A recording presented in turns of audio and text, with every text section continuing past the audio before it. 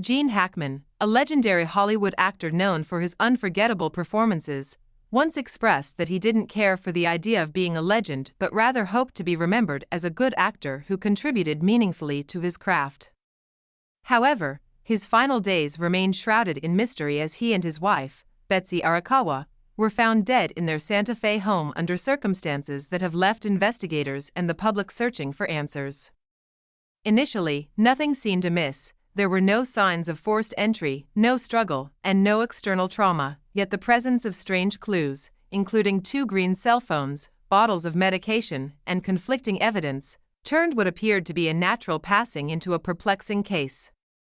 A maintenance worker first raised concerns after receiving no response at the couple's door, prompting a security check that led to the grim discovery: Hackman, 95, Betsy, 65, and one of their dogs, all lifeless, while 2 other pets remained unharmed.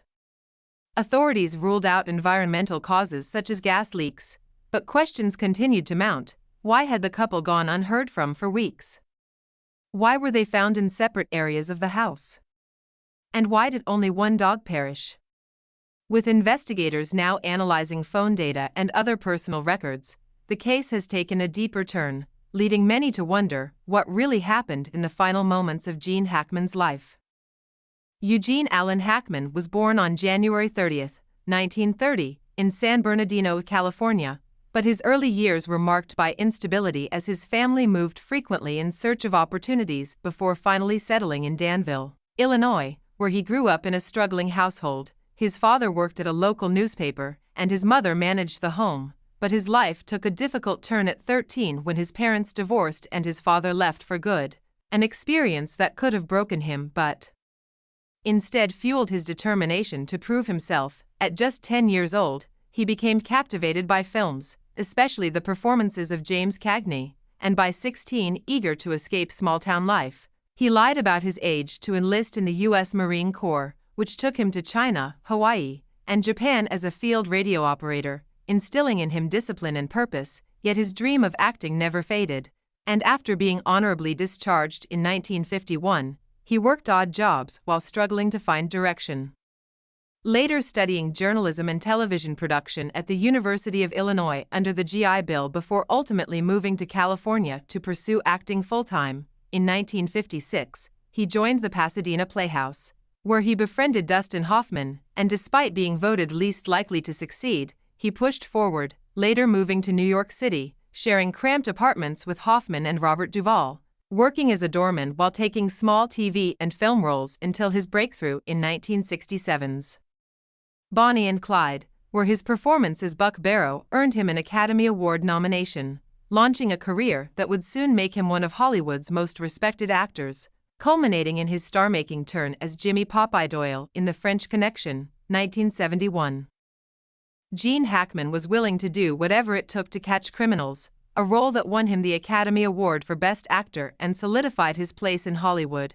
Watching him in that film, it's clear why he became such a respected actor. He didn't just play a character, he became one, conveying intensity, frustration, and determination in a way that felt real. However, Hackman wasn't content with being just another action star. He had a rare ability to adapt to different genres, effortlessly transitioning from intense dramas to thrillers, comedies, and westerns, working at an astonishing pace in films that became classics. One of his personal favorites was Scarecrow, 1973, where he starred alongside a young Al Pacino. Though not a box office hit, it won the prestigious Palme d'Or at Cannes and showcased Hackman's ability to bring depth and vulnerability to a role.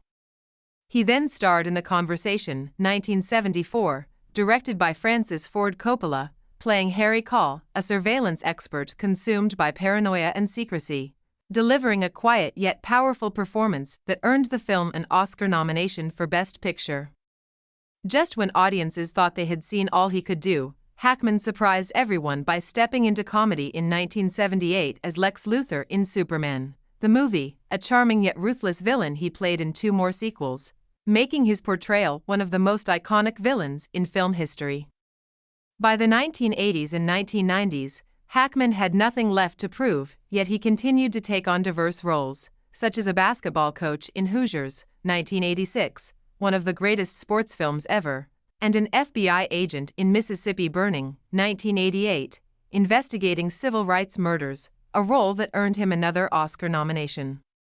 In 1992, he gave one of his most unforgettable performances in Unforgiven, directed by Clint Eastwood, portraying Little Bill Daggett, a sadistic sheriff who believed he was upholding justice but was, in reality, a different kind of monster, earning him his second Academy Award, this time for Best Supporting Actor.